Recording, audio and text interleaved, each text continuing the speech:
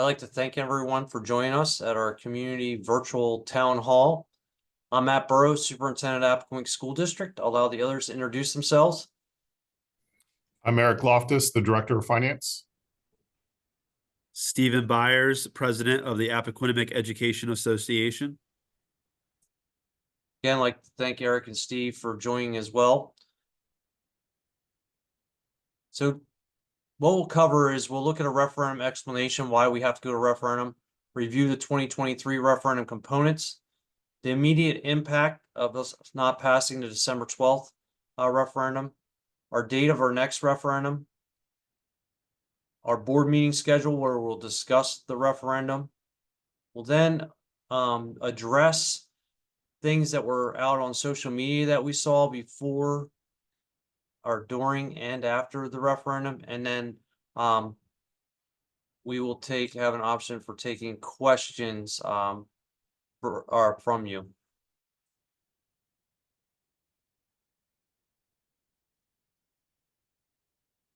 So Delaware's a little unique to the rest of the states that surround us, that being Maryland, Pennsylvania, New Jersey. Referendum allows us to go out to, as a school district, out to the community to increase operational tax or debt service tax. So those are two taxes that are connected to your property tax. So why I say Delaware is unique is in Maryland, their school system is funded by the county. So they have to go to the county council in order to get funding. And so they're able to raise taxes through the county. In Pennsylvania and New Jersey, the school board is able to raise your taxes without a community vote in order for operation and for capital. So what's capital mean for us in Delaware? Capital referendum is for new buildings, renovations to existing buildings, and additions. On the operational side, that's our day-to-day operations, including funding for our teaching and support staff, programs, learning materials, etc., all fit under operations. So in our referendum for December 12th on 2023, we had three components or three questions as part of that referendum. The first being our operational, as I mentioned before, for day-to-day operations. We're looking to become more competitive with teaching, so with our teachers and with our staff. And so we had educator compensation, which was 36 of the 43 cents we were asking for that. We are currently the lowest paying school district in the county. And we also know that either districts to the north of us have just passed referendum or going out for referendum asking for significantly more. Then part of that was safety and security, operational needs due to our growth. We grow to 300 to 400 students a year. And there's things that come along with expenses that come along with that on the local side that we need to be able to cover.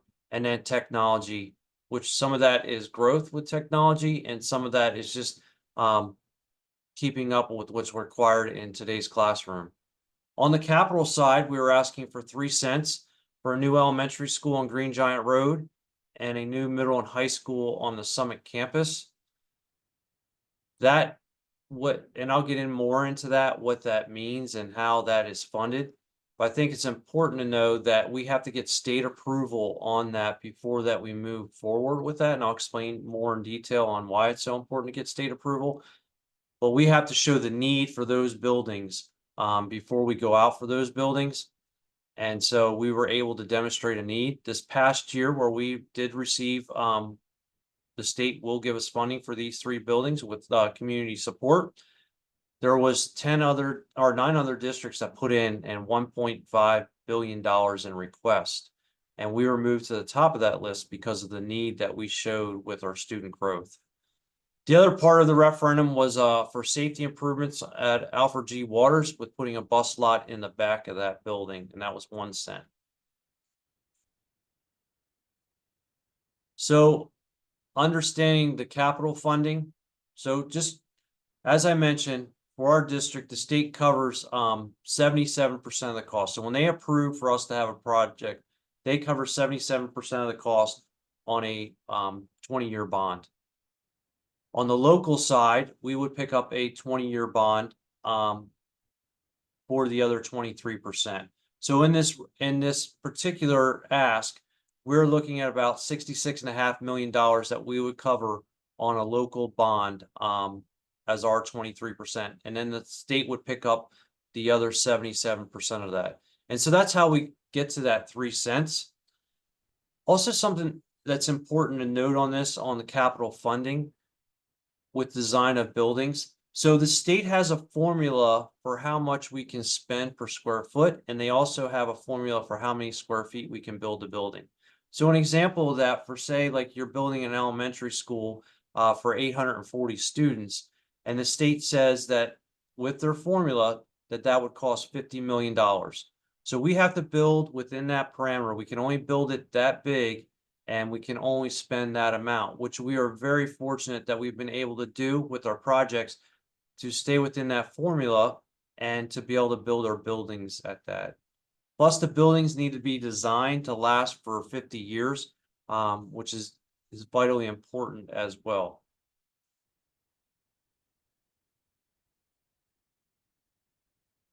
So the immediate impact of us not having a successful referendum on December 12th is that we need to cut $400,000 from our budget. And so the reason for that is that by state law, we're required to have a carryover of 1 month's salary to get us through the summer. For our district, that's $4.1 million. We knew going into this fiscal year that we weren't going to have the carryover needed to get to that $4.1 million. Now, the state does allow you to be under that carryover if you're going out to referendum. Since we did not have a successful referendum, it became imperative that we cut that $400,000 from our budget in order to have that $4.1 million in carryover. So as a district, and this was just recently approved by our school board, what we're doing to get that to save that $400,000 or to have that $400,000 to get us to the $4.1 million carryover, we reduced all of our school budgets by 5%. We did a personnel shift at the secondary level, at the administrative level, that allowed us to save. We also reduced the budgets in our district office and the curriculum, technology, business office, human resources, facilities, and the superintendent's office. So our next referendum, through working with the Department of Elections, will be April 23rd, 2024. Board meeting. So we had an informal, our initial information was provided at our January 9th school board meeting, talking about the path forward. We had a special meeting on Thursday, January 25th, where we talked about the financial impacts of not passing the referendum on April 23rd, which would mean a $5 million reduction of our FY25 budget. So just some thoughts on that. So with our funding system, and as we move forward, we plan out in 3 or 4 year segments as we look at our budget, knowing that when we initially pass a referendum, so when we passed a referendum in 2019, we had a surplus. As you go out, though, that's our expenses outperform where our revenue is, and that's just general expenses that come on because we hire 40 to 50 new staff members a year. Costs go up. We also, our employees have step increases and things like that that come into play. So the $5 million number comes, and it was planned. We were able to stretch this last referendum that was planned for 3 years through careful spending and things like that out to 4 years. But knowing that our expenses are outpacing our revenue, that's where $3 million of this comes into play. So we didn't do anything. We didn't do anything going into this next fiscal year, meaning that we didn't give step increases. We didn't hire the 40 to 50 new teachers that we need, and knowing we would have to cut additional things, knowing that our costs are only going up. That gets us, would need $3 million in order to do that, to have the $4.1 million carryover I mentioned earlier. It costs about $1 million for the step increase that are contractually and owed to our employees a year. And then that takes us to 4 million. The other million comes in from the 40 to 50 new staff members that we would hire due to the growth that we have with students each year. So that takes us to the 5 million. So we presented what those cuts could look like and be at our January 25th meeting. We'll make sure that we communicate those as well, so our community is aware of what's at stake. On Tuesday, February 6th, we'll have a board meeting where there'll be a final vote on what will be included in the April 23rd referendum. So this section is called Bunking the Miss. All right. So one of the first myths that we saw, especially on social media, was that with the last referendum in 2019, that staff did not receive a raise that they were promised. Well, what you see here is, like Dr. Burrows had said previously, we turned the last referendum, and through careful spending, the district was able to stretch it to 4 years. And over those 4 years, staff did gain some raises. So the first year of the contract, it was a 2% across the board for everybody.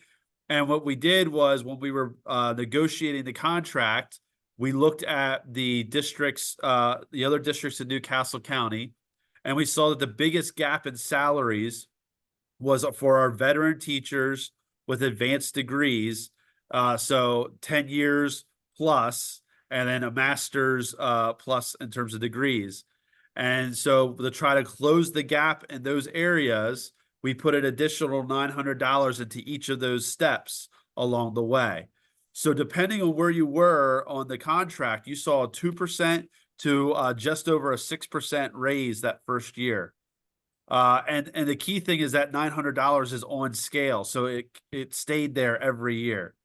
Year 2 was another 2% for every staff member across the board, and additionally, a $500 bonus was given to staff members by the school board because that was during the COVID year. The last year was a 2% bonus, and the way paychecks work out is every 11 years or so with the calendar, staff are paid, like all state employees are paid bi-weekly. So there's 26 pay periods in a year and a fiscal year. Well, last year it turned out there was 27 pay periods, and the district locally funded the 27th pay fully for staff, which is a one-time 3.84% bonus. So throughout all these years, the district, through proper management of their funds, has paid their staff to help try to close the gap with their neighboring districts. Now, the problem is, as was discussed earlier, that those other districts in Newcastle County have passed or are approaching passing their own referendums this year. And so those gaps are going to get wider. We went into this first year of a contract with getting a 3% raise for all staff, for staff members under the teacher contract, and so that's where we are at there. So the myth that staff did not get raises following last referendum is not true. As you can see, depending on where they were on the scale in any given year, you're looking at 2 to 6%, 2 to 5% raises, etc.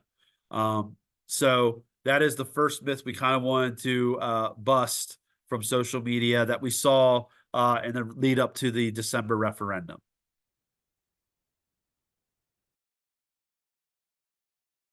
So the second myth we like to bust is that we are too top-heavy at district office. So we pulled for the county, as you can see up there, the administrators at each of the districts in the county. We are the third largest school district in the state at this point. And you can see and we're also the third largest in the county. And you can see the numbers up there compared to the other districts in our county. I will start off by saying that the state also allocates administrators to district office, and we stay within that unit count of allocated units. So they're saying for a district our size that we need at least 19 administrators to run a district our size. You can see that Christina, which is about 400 students, a little more than 400 students more than us, has 11 more administrators on straight numbers. You see other districts that are smaller than us have more administrators than what we have. If you look at the per student ratio, you see that we have one administrator, district office administrator for every 674 students. The next closest being Brandywine, which is one for every 451.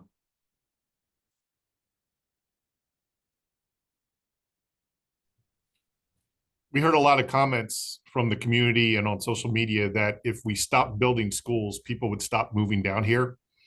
To dispel that myth, what we are putting here on this chart is a little bit of a flow chart that just shows what the transition is from when someone goes to sell a plot of land to what happens with that land and the homes being built. Typically, there's a plot of land. And in many cases in our area, it's a farmer that decides to sell the land. The land, in most cases, is built as bid on and purchased by a developer. The developer and the landowner submit the plans to the county for approval. Once that's approved, the county sends that information down to the state. And eventually it winds up with the Department of Education. The Department of Education is required to send a letter to the school district saying, these are the number of anticipated students that will be attending your schools, and these are the schools, and asking us if we have capacity. So on the fourth item here, we're receiving that letter, and over the past 15 years, the district has always replied, no, we do not have capacity.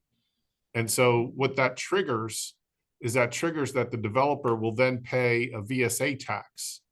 The VSA tax is unique to Newcastle County. It's a tax that the developers pay per lot to the school district to help offset the cost of construction. The VSA money that the district receives has been very helpful in the past. We've used that to lower the cost of construction for a number of our projects over the years. It cannot be used, though, to pay for day-to-day operations of the district. It can only be used to pay for the construction. So a couple of things with that. The idea that we mentioned before that the state does not approve a major capital project on promises that, or projections that there may be some homes that are getting built in a certain area. There's requirements about the amount of capacity already in an area before this state will approve a project. And at this point, with the 3 schools that we asked for in the referendum, those homes, those developments are already underway, and the homes are already being built in those developments. And we know that those students for the elementary school, the middle school, and the high school, there's students that are going to be moving in over the course of the next couple of years. Some have moved in already, some are moving in next year. And so the point is that the state's not building, or state's not allowing us to build schools off of a whim or a promise or some sort of projected forecast out 5 years. The homes are being built today, and that's the reason for that need. And so that's kind of what we wanted to just confirm is it doesn't matter. We build the schools as a reaction to the homes that are already here or the homes that are currently being built. It's not that we build the schools and then the homes get built.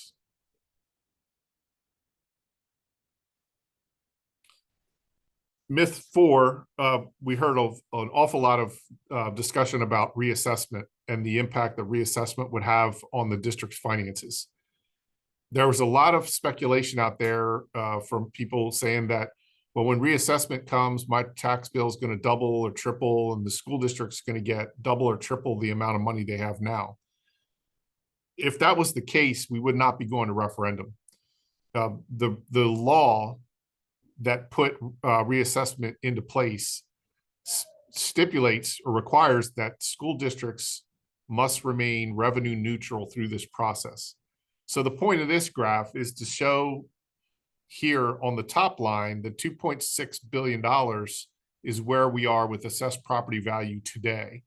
And the tax rate is what the tax rate, the operational, the day-to-day tax rate is today, and how much local revenue, the 36, almost $37 million is what we're receiving this year in revenue from local property taxes. Hypothetically, if all the land in this district gets reassessed to market value, and if we speculate and say everything goes 4 times whatever the assessed property value is. So if currently your house is assessed at $100,000, let's assume that it quadruples to $400,000. That would mean that all assessed property value would total over $10 billion. But what we need to make sure that we're understanding is that the tax rate adjusts to compensate for that, right? So if all property value goes up 4 times, the rate gets divided by 4, so that way the local property tax revenue remains the same at the end of that period of time. So once again, if this was something that, one, the law requires that we remain revenue neutral through this process. If that was not the case, if we were doubling our taxes, there would be no reason for us to go to referendum. So that is simply a myth, and it's not going to happen that we're going to double our taxes through this process.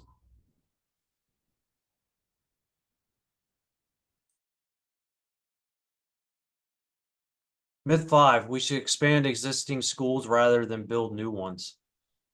So that's something that we actually look at and determine. We have a building utilization committee that goes around and looks at the conditions of our schools, and they also look at the capacity of our existing schools. So it's not as easy as just adding a section onto a building, additional classrooms onto the building. There's several things that need to happen. One, you need to have the land in order to do that. Plus, you would also need to shut down the building for that time while you're putting the expansion on. So we would need a location to house the kids as we had to displace them as we did the addition to the building. And you're not just adding on to the space, you also have to look at adding on to the cafeteria, adding on the gym capacity, and common spaces like that in order to meet that. So it's much more involved than just adding a section onto the building. Now, plus the state covers 77% of the cost for new construction. They would also do it if they approve the addition onto the building. So I don't want to mislead there. But what we have to do, if it's not approved, or we don't have a new building, is we have to add modulars onto the side of our buildings. And we currently have modulars on the side of some of our buildings or on the back of some of our buildings. This is not an ideal situation though, because it's 100% cost locally. So that comes out of our operational budget of $36.7 million, about $37 million. That would come out of our operational budget. There's some initial cost to attach those to the building. And then there's also the annual cost to lease those modulars. And as I mentioned, construction's for 50 years. We're very fortunate if we get 6 to 7 years out of those modulars before we have to invest more money in them to keep them up to repair and up to standard for safety.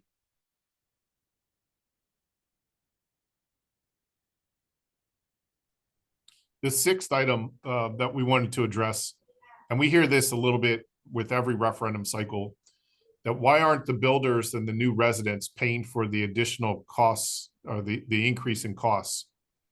And the bottom line is that to a certain extent they are. I mentioned earlier that with the builders, they're paying the VSA fee on the development of those lots. So they are offsetting some of the cost of the construction.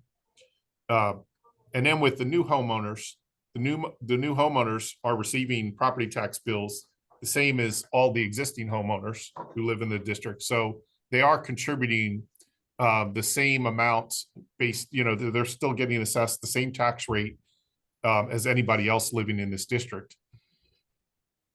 We have to keep in mind Colonial, Brandywine, Red Clay are all going to referendum this year too. And they've had very, very little student growth at those schools or those districts. They're going to referendum because there's increased cost over time. The cost of curriculum, the cost of office supplies, the paper, the cost of technology has all increased over time. And the cost of salaries for teachers and support staff have all increased over time. So we're in similar situation to other districts that are also now needing to go to referendum. What's complicating things in Appoquinimink and what has complicated things in Appoquinimink for the past 15 years or so has been the fact that unlike those other districts, we're adding anywhere from 200 to 400 additional students every year. So with those additional students means we have to hire additional staff to make sure that there's teachers in place for those additional kids. We have to make sure, in some cases, we're having to build schools, as you know, as part of this referendum, to make sure we have places for those students to be.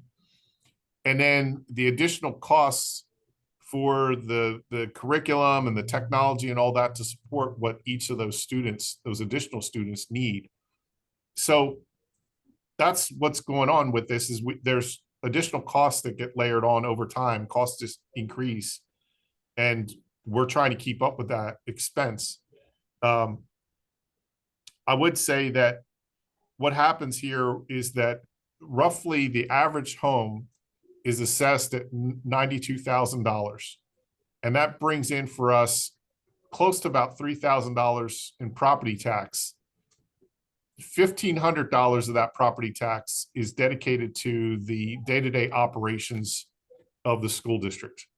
The other portions of the property tax are paying for the debt service for construction and paying for special education services and things like that. Each student that comes into our district is about $3,500 in local funding that we need to pay for the technology and the curriculum and things like that for each student. So each new house that comes in isn't covering the costs that we incur to educate that student each year. And so as people are moving in here, they're moving in mostly, I mean, we do have some people that move in that don't have children in the district, but there's an awful lot of homes that move in here and send their kids to our district. And that's putting a strain on the system.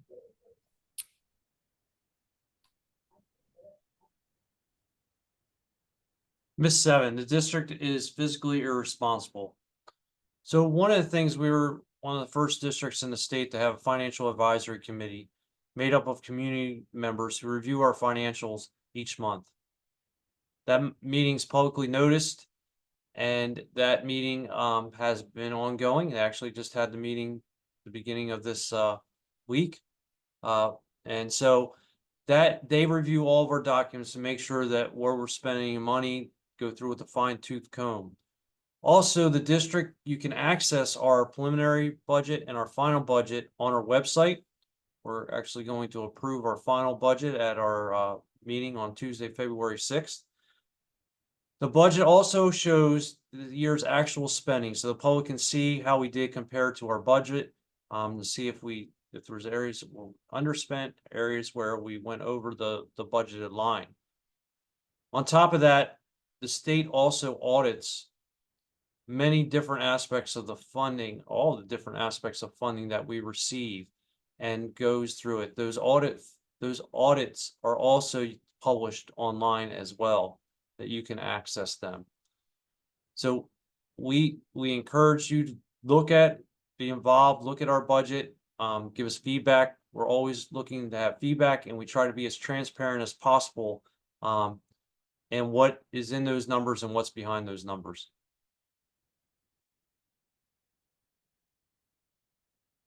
So the open discussion part is going to be a little different than our actual in-person town halls. If you have questions or concerns, or there's you need more detail about the referendum, I ask you to please email us at referendum. Excuse me, the email address is referendum@apo.k12.de.us. You'll also get that email and communications that will come out to you on Monday. So feel free to access that email address from there if you didn't have time to write it down. So again, it's referendum@apo.k12.de.us. And thank you again for joining us, and thank you for Eric and Steve for being on to help with the miss.